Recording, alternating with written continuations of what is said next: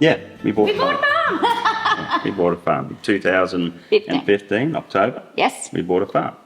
420 approximately acres. Acres, yeah.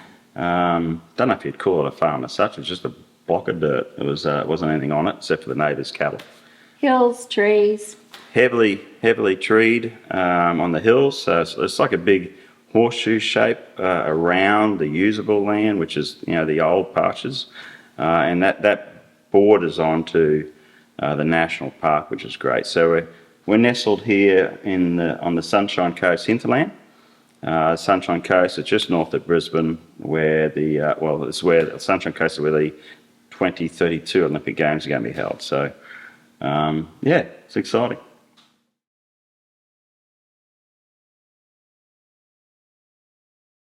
We both wanted, we talked about land for a long time. Yeah, definitely. So, even before we're married, we talked about buying, before the business, our current business, we thought if we could only had enough money to buy land to build cabins, and the glasshouse house. I even proposed to Michelle on the block of land which I thought would be suitable. Yes, yeah, that's true. It was gorgeous up at Ocean View over. Yeah, you're right. Moreton Bay there. But whose idea was it? I think it's collectively both our ideas, really. It's just a little dream that sort of evolved and it became a reality, which is nice.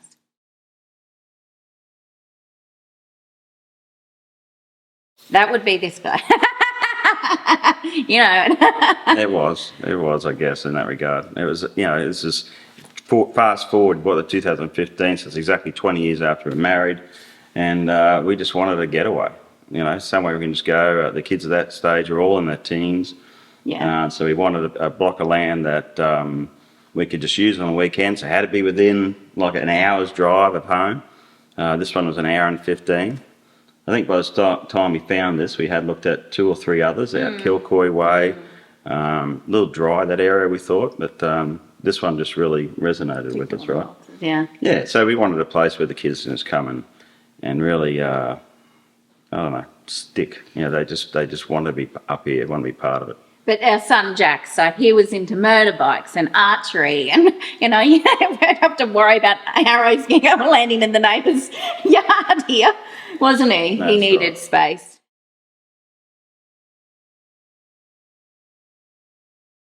The farm idea was from the outset. We had this block of land, and we definitely from the outset wanted to put cattle on here, which we did, but we had to fence it first. It wasn't, apart from this shed, and we fitted it out now, apart from this shed, there really wasn't much infrastructure on the place at all. There's one small water hole at the back, so we knew we had to do a lot of work to get our cattle on it. The cabins came along a little later on because this little thing called COVID-19 hit us, and because we had animals up here, we were permitted to, even though we were quarantining at the time, we were allowed to come up here to make sure they were watered and fed, so we'd be up here a lot. And with COVID-19, I couldn't travel in my work anymore, could I? Yeah, it was a complete turnaround of your life. Complete turnaround. I still have not travelled again since that January 2020. So we just realised, in particular I realised, there's another life out there. Yeah, you saw the place through different eyes. Hey? Totally. This is where I want to be. This is so much more. It's far less stress. I just want to be. This became not just our weekend anymore. It just became our happy place.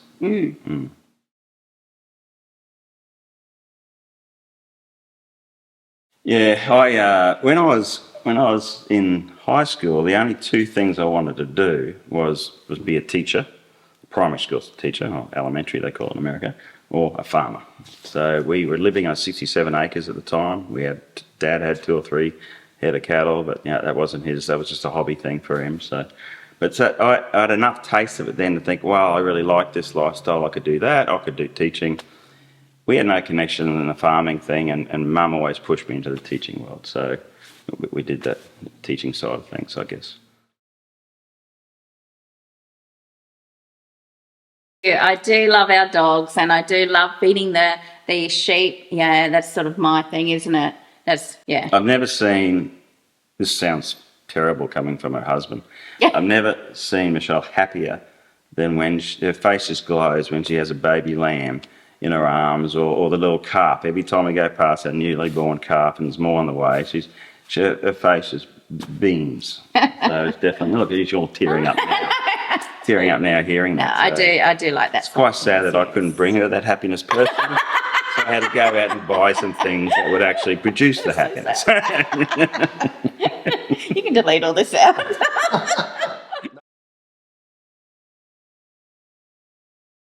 So there's probably about 140 acres of usable land. When I say usable, I'm talking about pasture land in various grades of quality, but it's about 140 acres, and that's just ringed by the remaining 300 almost acres of trees and all these lovely hills around it, hence we call it Seven Hills Estate. And in that tree line, there's this gorges coming down between those hills, big granite boulders, and we found it. We didn't find it straight away. It took probably multiple years later, like 5 years later, we found 2 subtropical rainforests on the property, and they're just stunning.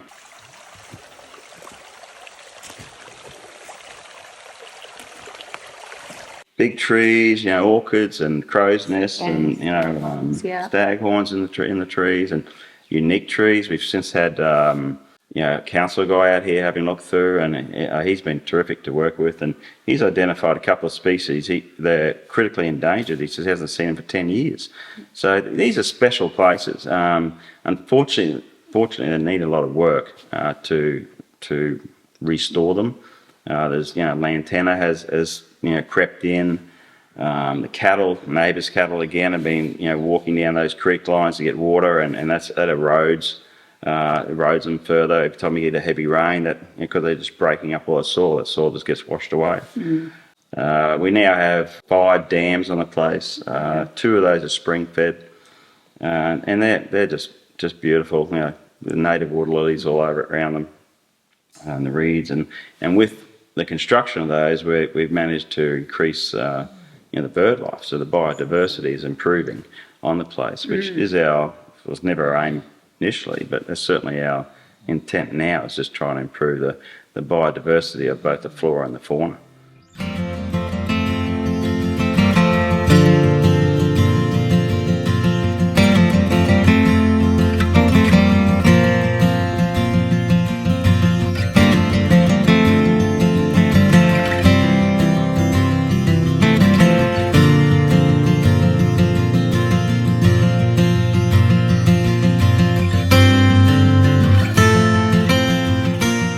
Oh, I know that there's a goanna that wanders around. We've got a black goanna. But we've seen deer. They actually come quite close now, don't they? When we drive back, they're not as quiet as we drive in. Yeah, they're not as scared. We're not happy about that, by the way. Yeah. There's evidence of the deer actually destroying some of the unique trees. I'm telling you, they rub against them and it barks the trees. And there's one of those critically endangered species that it's almost removed all the bark, so that one's probably going to die, and it's because of the deer. We've got hares, wallabies, plenty of them around. Yeah, there's a couple of species of wallabies around. Yeah. We saw our first kangaroo the other day. We haven't seen any kangaroos in the entire time we've been here, but we saw the first one just the other day. So any number of wallabies, but when you see a big kangaroo, it's just rather cool. Yeah, terrific bird life. We've got. I like the ducks. What are those? Oh, I can't. I'm not a birdie, but we've engaged with birdies. They call themselves birdies, and the bird watchers. And we've had 2 or 3 different parties come through, and they do a baseline record of what we've got, and they've been doing it over time, and they're ecstatic with what they're seeing. They say there's a higher percentage of birds in this area than probably other parts of southeast Queensland, that's nice to hear, And the rare black shiny cockatoo, is that it? The rare black shiny cockatoo. Like I said. Right. Yeah, well, Among other we haven't things. seen them, but they're here apparently. Yeah. Little tiny mammals in the grass, and when you're slashing on the tractor or whatever, you see these little things. I don't know what they are. They run like a small wallaby, but or could be a very large rat. I don't know what it is. Bandicoot. I'm not sure. Is echidnas around? Good to see echidnas. No platypus. No. I haven't seen a koala yet either. No. We've actually been planting koala, the feed, the trees which koalas like. So we've planted several hundreds of those, and we're going to continue with that. Hopefully bring them back. That'd be nice. I guess because it's just vacant land, and it's a outlay of, funds. I guess that's one thing. Yeah, it wasn't going to return anything financially for us, so we had to, make sure we could fund it. And also that we had to outlay so much. There was so much infrastructure that was needed. There was nothing on the block. We had to build a lot of fences, dams. which I wasn't going to build. I was heavily involved in the business at that stage, so I had to get contractors in to do that. We wanted to build dams. There was a lot to be done, an awful lot. So reservation was, how much time and money there was to spend on the place. There was, in the back of my mind, is would we use it enough? That was my hesitation. So it's reassuring when you get your good friends say, hell yeah, because then they're more inclined to come up here too, and we'll use it, with them, so that was good. Yeah, I think that helped. And it was a great place for camping. So we'd have lots of friends come up and we'd all camp. And so we were using it a bit as a very social place. I didn't know the kids had so many friends. And when we bought this place, and suddenly the friends were coming out of the woodwork, and, they all had toys. We had, swags, motorbikes. bikes, even had quads, a jet ski in the dam. Yeah, jet ski at one stage. Yeah, Don't encourage that. Side-by-side buggies. Everyone had a toy of some kind. Yeah. So, it was great. It's exactly what we wanted to happen. Mm-hmm.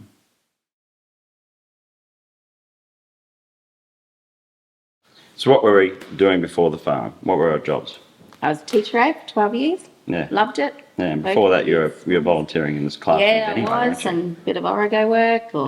And I was also in education. I started a company in 1995, the year we got married, with my founder, and it's a publishing company for mathematics books and professional learning for teachers, which took us everywhere. We had business in the US and in Thailand and here in Australia, of course. So, Still do. Yeah, it took me a lot of places, but as a family too, we were able to travel. We did. Yeah.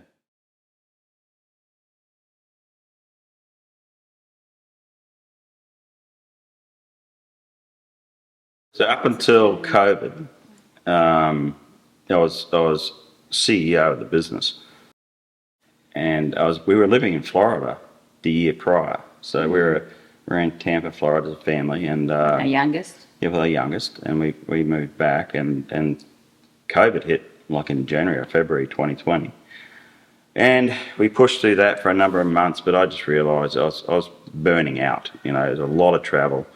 I was quite, I'd say, unhealthy, because of the travel, and when as we said earlier, when we're up here during COVID, during lockdown, I just realised this is a much better life. So I handed the reins over to my second in charge. Still very much engaged in the business, but this is just a thing on the side now. Oh, look, I did love it, but no, I was really excited about the move. Excited to be up here. Excited to. She misses the kids a lot. I do. And it reminds me of the first year when I go out teaching. You miss those interactions with children. Yeah. But also, you really miss the teacher interaction, don't you? You have great just friends. mixing. Yeah, exactly. Yeah. We did. And she still sees them there, of course. That's right. So that's the downside of the farm. Yeah. Is you're very isolated. Where I say our nearest neighbours, at least a kilometre or a mile away. So you don't have a lot of interaction with others up here, but we will do when we build the cabins. That's it. And we're always together. Always.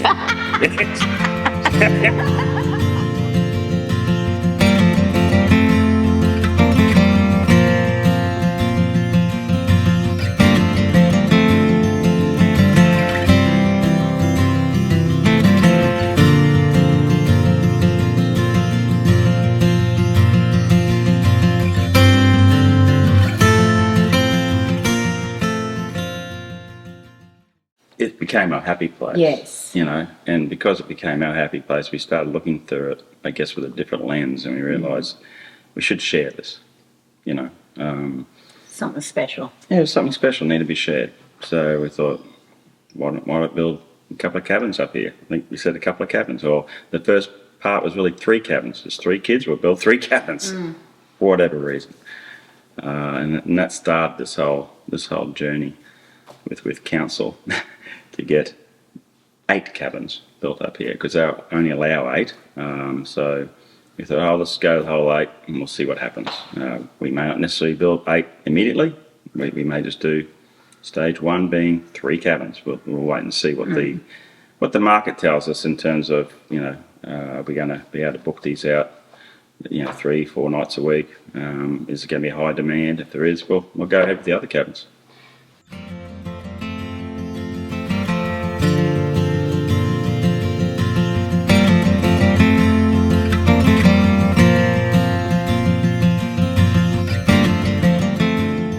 Yeah, Yes. It will be a significant business if we have 8. Yes. In having 3, we figure we can handle a lot of the work ourselves, but 8 will become, we need more help, more employees, I guess, to help manage all that. Cleaning or whatever. Cabins. Yeah, but you're right. It's to have potentially 8 families, 8 couples on the place.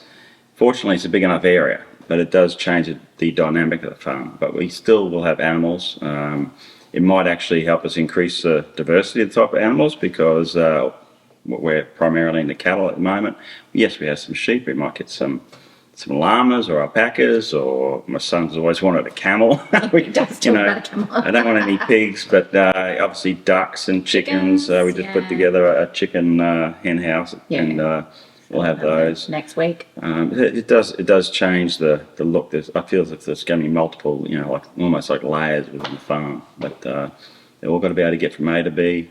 Do their bushwalks and touch and feed the animals. Maybe walk through the orchard and pick some fruit or lettuce. Pick some fruit or nuts, or dig out, gather some eggs. So it's quite an experience. It's all about that experience. I want them to feel and to have that same experience and connection that we've had from the outset, I guess. And this is part of the reason we're also doing the YouTube channel. We want people to experience what we have here, but we know that not everyone can come here. I guess there's people around the world that can benefit from seeing this sort of lifestyle, but they just can't get here for whatever reason. And I think a YouTube channel will be a great way to share this experience that we're having, but also the experiences of our guests. We'll somehow figure out how we can engage them in the YouTube channels too. It's better make it clear, this is not a how-to video. No. This is not a how-to YouTube channel. Almost like how not to. We're fumbling through. we're just learning. We're just giving it a crack. We're learning on the way. We're going to make lots of mistakes. But we get that. Being educators, that's part of our life. You have to make mistakes to learn, and we're just learning on the way.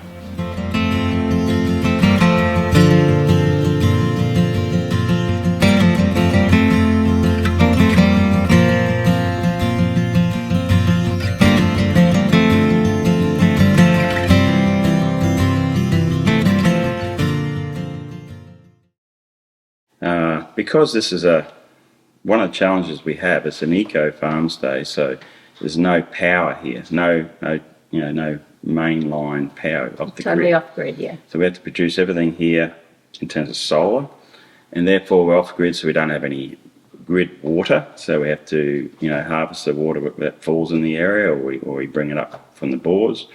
But we also then have to treat the wastewater as well, and that's got to be pumped back in certain areas. So we're looking at building I'm going to call it a botanic garden.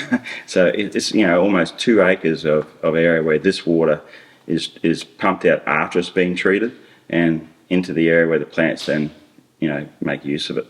Unfortunately, we don't want to, but I suspect we're not allowed to anyway. Put it into the orchard, so we have to find other sources of water for the orchard.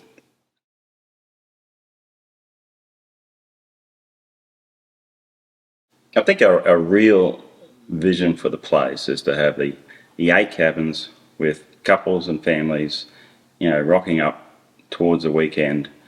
We're living here at the moment in this farmhouse, just on the very eastern edge of the property, which is not very engaging. We're further away from the activity, so to speak.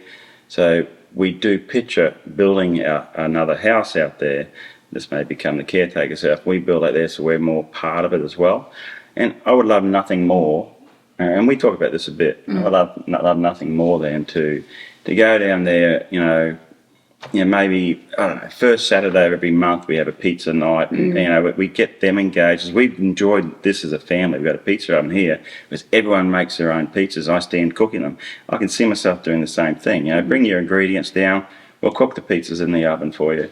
We'll transition from there to the fire. We'll sit around and tell some stories, and during the day the kids will be jumping in the dam for a swim, and kayaks or whatever else. yeah, there's so much to enjoy here. I picture people coming here not to use as a base to go off, although there's plenty to see around here. I want them to come here and stay and just fill their days, breathe that fresh air, and enjoy what we have here to offer. And you could easily do that for several days. It's so tranquil, and just to feel, I don't know, the ground under your feet, the birds singing, the wallabies in the distance, the odd cow. That just really melts my heart. Yeah, it's a happy place.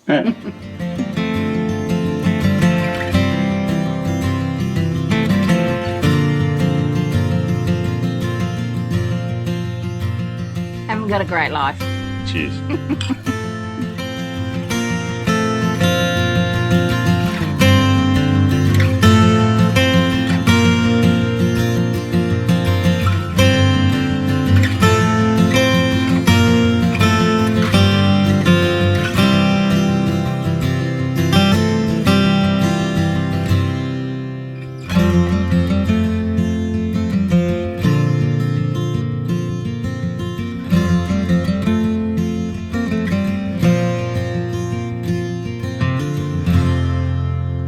Life's better on the farm.